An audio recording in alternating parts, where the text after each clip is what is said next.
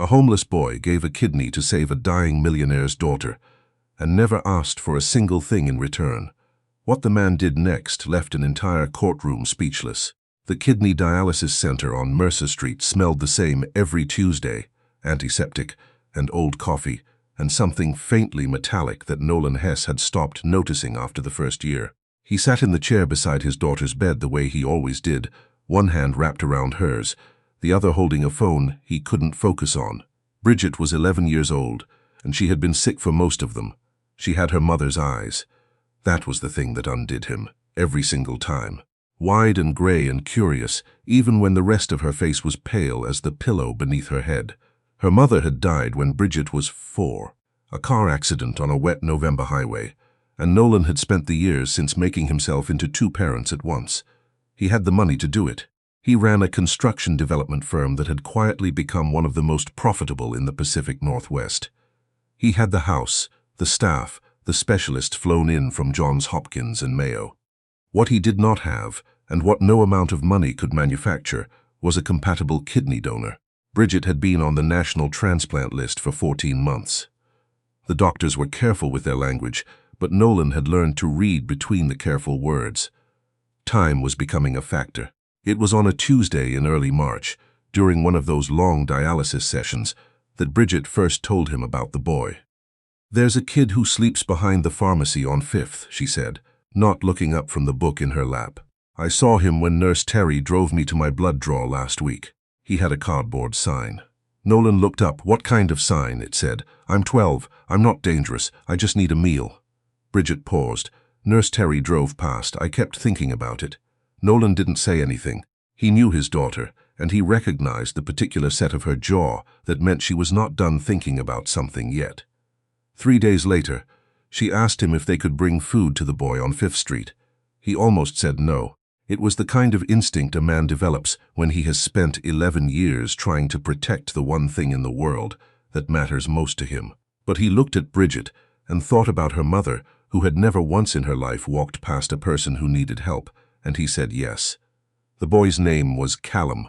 They found him exactly where Bridget had said, tucked into the alcove beside the pharmacy's loading dock, wrapped in a sleeping bag that had seen better decades. He was wiry and sharp-eyed, and he flinched when Nolan crouched down, the way a kid flinches when he expects to be told to move along. "My daughter wanted to bring you dinner," Nolan said, because it was simpler and truer than anything else he might have offered. Callum looked at Bridget. She held out a paper bag, a cheeseburger and fries from the diner 2 blocks over, still warm. After a moment, he took it. "Thank you," he said. His voice was quieter than Nolan expected. They didn't stay long. But on the drive home, Bridget said, "He looked lonely, Dad. Not just hungry. Lonely." Nolan didn't sleep well that night. Callum Reyes had been alone for 8 months by the time the Hess family found him. His grandmother, Estelle, had raised him after his parents left, separately in different directions, when he was 6, and she had been the fixed point around which his entire life orbited. She died of a stroke the previous summer, swiftly and without warning, in the kitchen of their apartment in Tacoma. A neighbor found him sitting beside her for 2 hours before anyone thought to call a child services number. Child Services placed him in a group home in Bellingham. Callum ran away after 3 weeks. He was not a troubled kid, not in the way the intake forms implied. He was a grieving one, which is a different thing entirely, though the forms didn't have a box for that. He had been making his way down the coast loosely, with no plan beyond the next meal and the next dry night. He was 12 years old, and he had developed a precise and unsentimental understanding of which pharmacy alcoves faced away from the wind. After the Tuesday with the paper bag, the Hess family came back. Not every day. Nolan was careful not to overwhelm the boy, but regularly.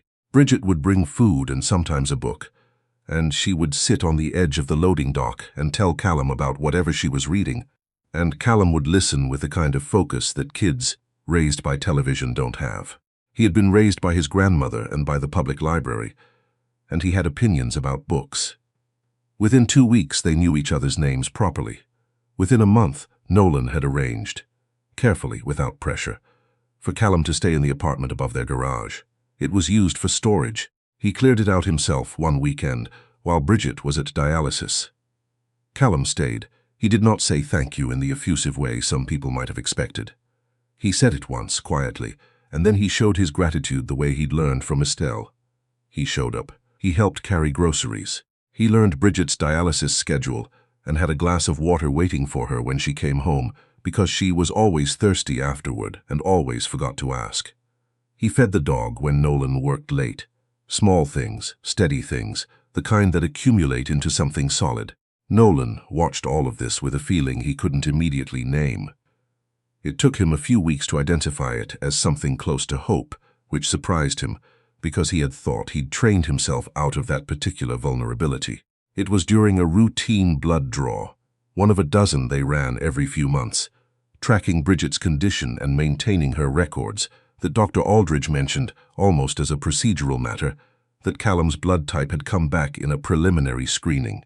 Nolan had asked, weeks earlier, if they could add Callum to the general compatibility screening they ran on anyone near Bridget. It had become something of a habit, checking anyone willing within their circle. Staff, extended family, old college friends who had offered. He had not told Bridget. He had not mentioned it to Callum. The boy was a potential match. Nolan sat in Dr. Aldridge's office for a long time after that, not speaking. The office was on the 14th floor and looked out over Puget Sound, gray and enormous in the February light. He thought about what it meant. He thought about what it would cost. Not financially, that was the simplest part, but what it would cost the boy who had already lost everything to be asked to give something else. "I won't ask him," he said finally. Aldridge looked at him. "The decision is entirely yours, Nolan, but the compatibility is remarkable. It's worth noting that living donation for kidneys—" "I know the statistics," Nolan said. "I've memorized every statistic, but he's 12 years old and I am not going to put that on him."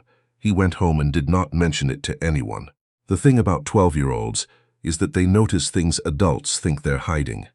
Callum had spent 8 months reading people the way other kids read menus, quickly, practically, because getting it wrong had consequences. He noticed that Nolan came home from the hospital looking different than usual, not sad exactly. Strained, the way a person looks when they're choosing not to say something they keep almost saying. He didn't push. He waited. 2 weeks later, he found the brochure in the recycling bin. It was for the transplant center at Swedish Medical, and it was about living kidney donation. He smoothed it out and read it twice, sitting at the kitchen table while the dog watched him from across the room. That evening, after dinner, he put it on the table in front of Nolan. Nolan looked at the brochure. Then he looked at Callum. His face did something complicated that he did not try to hide. "That's not a conversation we're having," he said quietly. "You already know I'm a match," Callum said. It wasn't a question. "Callum, she's been sick her whole life." Callum kept his voice even. He'd been practicing this conversation in his head for 2 weeks, since he'd found the brochure, and he knew that if he got emotional, it would become about him instead of about the argument. "I looked it up. Living donors recover. It doesn't take years off your life. The risk is real, but it's small. And I'm healthy. Grandma Estelle always said I was built like a 1987 pickup truck." Nolan didn't smile, but something moved behind his eyes. "You're 12, 13 in April. That's not the point." "What is the point?" Callum leaned forward slightly. "You took me in. You didn't have to. You didn't ask for anything. I want to help Bridget and I can." He paused. "Please don't make this about protecting me from something I've already decided." The kitchen was quiet. The dog had moved to the doorway, uncertain. Nolan put his head in his hands. He sat like that for a long time. "There would be evaluations," he said finally into his palms. "Psychological screenings, an ethics committee. Your consent would have to be informed and voluntary and documented 6 ways to Sundays." "Okay," Callum said, "and you cannot do this out of obligation." "Not because we took you in. I know. I mean it, Callum. If there is any part of this that is about debt—" "It isn't." The boy's voice was clear. "I lost Grandma, and I couldn't do anything. I was just there. I just sat there." He stopped, steadied himself. "I can do something this time." "That's why." Nolan looked up. His eyes were red at the rims. "I'll make the call," he said. "But if any one of those evaluators says the word coercion, we stop. Completely." Callum nodded. "The evaluations took 6 weeks. Dr. Aldridge referred them to a pediatric transplant ethics committee, a formal body composed of a psychologist, a pediatric specialist, a social worker, and 2 independent physicians who had no existing relationship with either Nolan's family or the hospital's financial structure. Callum met with them separately, without Nolan in the room, for a total of 4 sessions. He told them the truth, all of it. About Estelle, about the group home, about the loading dock and the paper bag, about what it felt like to be useful to someone instead of a problem to be solved. He was precise and undefended in a way that surprised the psychologist, a soft-spoken woman named Dr. Kaufman, who had evaluated dozens of pediatric cases. "You understand that you could say no," she told him during their second session. "At any point, there would be no consequences." "I know," Callum said. "Mr. Hess made that very clear about 40 times. She almost smiled. "How does that make you feel?" That he keeps saying it. Callum thought about it genuinely, the way he did with most questions. "Like he actually means it," he said. "That's not nothing." The committee's final report, submitted to the court for approval, because a minor donor required judicial oversight, found no evidence of coercion, manipulation, or inadequate informed consent. The psychological evaluation of Callum Reyes noted, in language slightly warmer than the standard template, that the minor demonstrated an unusual degree of autonomous decision-making and emotional clarity given his age and circumstances. The surgery was approved. The night before the operation, Bridget couldn't sleep. She came downstairs at 11 and found Callum sitting at the kitchen counter eating cereal, which was his solution to most problems. "You should be sleeping," she said. "You should be sleeping," he said back. She got out the milk and poured herself a bowl. They sat in the bluish dark of the kitchen, the refrigerator humming, the dog somewhere upstairs, and they didn't say anything for a while. "You know you don't have to do this," Bridget said eventually. "Bridget, I'm serious. If something goes wrong, your dad has made every possible version of that speech. I've heard the long form and the short form and the middle-of-the-night revised version." She pulled her knees up to the counter stool. She was small for 11. The illness had stolen something from her growth, the doctors said matter-of-factly, as if that were just a statistic, and she looked younger than she was, except around the eyes. "Why are you doing this?" she asked. Not accusatory, genuinely asking. Callum set his spoon down. He thought about the various true answers and chose the most accurate one. "Because your grandmother's gone and so is mine," he said. "And we're still here, both of us. That means something." He paused. "Also, I've seen you do 3 months of dialysis twice a week without complaining once. If you can do that, I can do a surgery." Bridget looked at him for a long moment. "I complained to the nurses. I know, they told me." She laughed. It was a quiet laugh, but a real one, and it filled the kitchen in a way that the humming refrigerator couldn't. "If this works," she said, "you're going to have to put up with me at full energy." "I've been bracing myself," Callum said. The surgery took 9 hours. Nolan sat in the waiting area with a cup of coffee he didn't drink and a book he didn't read. He had instructed his assistant to cancel everything on his calendar for the entire week. There was a woman from the hospital's patient liaison team who checked on him twice, kindly, and he thanked her both times without retaining anything she said. He thought about his wife. He thought about the morning she died, and the specific quality of the light that day, flat and white, the kind that makes everything look temporary. He thought about how he had been so careful since then, so deliberate, so armored, and how a 12-year-old boy sleeping behind a pharmacy had somehow gotten through every one of those defenses without even trying. Dr. Aldridge appeared in the doorway at 4:47 in the afternoon. "Both of them are stable," he said. "The transplant was clean. The kidney is functioning." Nolan set the undrunk coffee down on the chair beside him. He pressed both hands flat against his knees. He didn't say anything for a moment because he couldn't, and he had stopped pretending otherwise. "When can I see them?" he asked. Callum woke up first, which he later attributed to stubbornness. The recovery nurse told him his blood pressure was excellent. He asked if that was unusual. She said, for someone who had just donated an organ, yes. "Good," he said, and went back to sleep. Bridget took longer. When she came around the next morning, Nolan was beside her, his hand over hers, his face showing every one of the hours he hadn't slept. Her first words were characteristically direct. "Is Callum okay?" "He's fine. He asked about your numbers before we could tell him." She closed her eyes. Her color was different already. Barely, but there. Something in the gray that had started to warm. "I want to see him," she said. "Tomorrow," her father said, "if the doctors agree." She opened her eyes. "Tell him thank you. You can tell him yourself. Tell him now," she said, in the tone that meant she had her mother's stubbornness in full working order. So he knows. What neither of them could have anticipated, what no one anticipated, was what happened 3 weeks later, when Callum's caseworker from Bellingham Child Services reappeared. Her name was Ms. Treger, and she was not unkind, but she was bound by the requirements of her job, which included the fact that Callum was still a ward of the state of Washington, still technically a runaway from a licensed group home, and that his current living situation, however stable, however clearly beneficial, had not been formally sanctioned by the court. The paperwork arrived on a Thursday. Nolan read it at the kitchen table, alone before Callum or Bridget were up.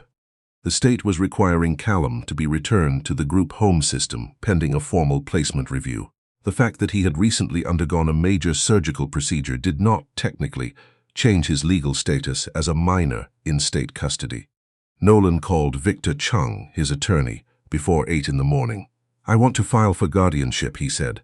"Formal legal guardianship. Today, if possible." Victor was quiet for a moment. "Nolan, guardianship proceedings take time. There'll be a home study, background checks. Then we start today and we do it right.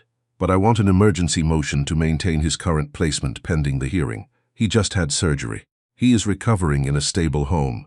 No judge in this state is going to order him into a group home right now." "I'll file this morning," Victor said. "But you should know, the optics of this may be complicated. A wealthy man who takes in a homeless boy, the boy donates an organ to the man's daughter, and now the man wants legal guardianship.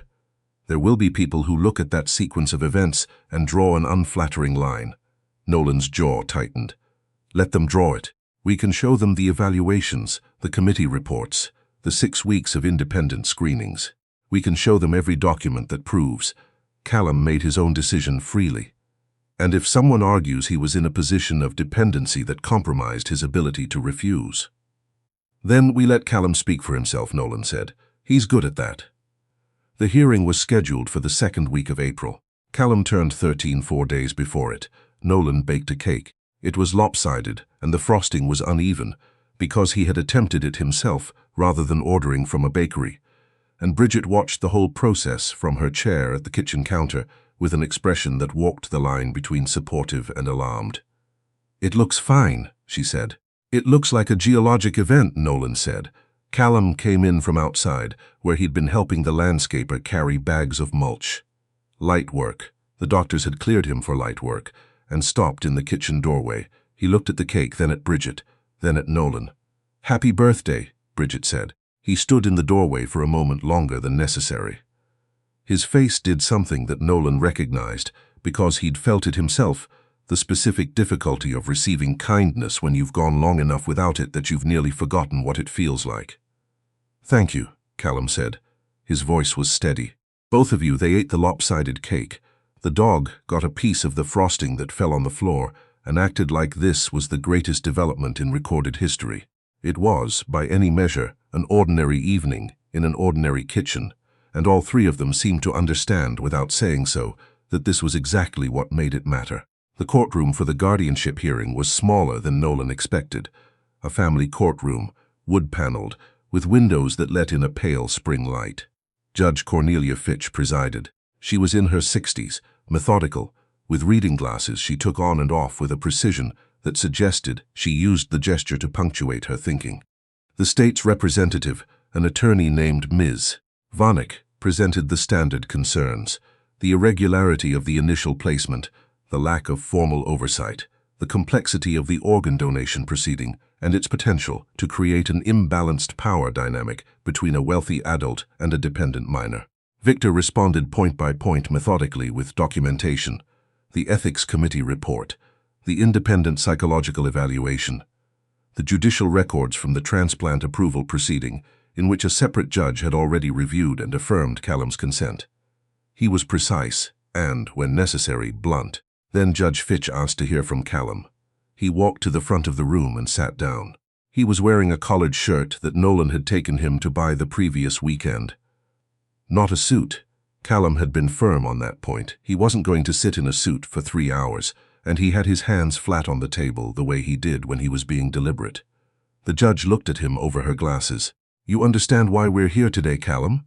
"Yes, ma'am." "Can you tell me in your own words what you want?" He thought about it for a moment, the real kind of thinking, not the performative pause. "I want to stay with the Hess family," he said. "Not because of the surgery, not because I feel like I owe them, because they're the first people since my grandmother who made me feel like I was a person they were glad to know." He looked at the judge steadily. "My grandmother taught me that family isn't always blood. She said it's whoever shows up. Mr. Hess showed up. Bridget showed up. I'd like to stop waiting to see if that's going to last and find out if it actually can." The room was very quiet. Judge Fitch wrote something on the pad in front of her. She looked at Nolan. "Mr. Hess, is there anything you'd like to add?" Nolan stood. He was not a man who struggled with public speaking. He'd given 100 investor presentations, sat across the table from people trying to dismantle everything he'd built. But this was different, and he knew it.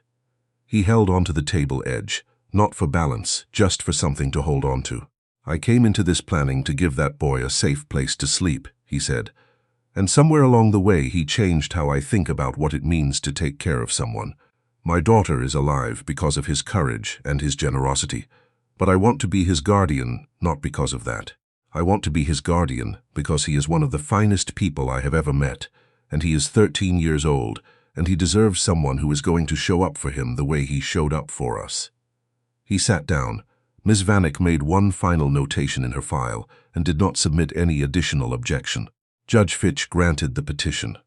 Outside the courthouse in the April sunshine, Bridget immediately grabbed Callum's arm. "We're going to get pizza," she announced. "Good pizza. Not the place Dad usually gets, the one on Clement Street where they actually put enough cheese on it." "I know the one," Callum said. Nolan watched the two of them argue cheerfully about pizza toppings as they walked toward the car. The sun was coming through the newly leafed trees at the angle it only reaches in early spring, when the light is still surprised to be back. He thought about Estelle, the grandmother he'd never met, who had raised a boy careful enough and kind enough to read a brochure and think of someone else first. He thought about what he would have said to her if he could. Thank you would have been a start. But it wouldn't have been nearly enough. In the car, Callum sat in the back beside Bridget. She was showing him something on her phone, a review of the Clement Street pizza place, apparently, as evidence in the topping argument. Their voices overlapped, easy and comfortable, the way siblings' voices do. Nolan drove. He had spent 11 years holding the shape of a family together through sheer determined effort, the way you hold a cracked thing with both hands and refuse to let it fall apart. He hadn't let himself notice how exhausting that was, how much it cost to be the only person holding on. He noticed it now, and he noticed, too, that for the first time in a long time, the thing he was holding wasn't cracked anymore. It was whole, and it wasn't just him holding it. When two people whose lives had been quietly falling apart found each other in a loading dock alcove on a February evening, neither of them knew what they were beginning. A girl who had spent her whole life being careful not to ask for too much. A boy who had spent 8 months being careful not to need too much. A father who had spent 11 years being careful not to hope for too much. And then, without any one of them planning it, all three of them stopped being so careful. That is, in the end, the only way families are ever truly made. Not by paperwork or blood or courtroom rulings, though all of those matter, but by the moment someone stops being careful and starts being present instead. Callum pressed his forehead against the car window as the city went past. He could see his own reflection faintly in the glass, and beyond it the spring trees and the blue sky and the ordinary afternoon that was, in fact, not ordinary at all. He was 13 years old, and he was going home.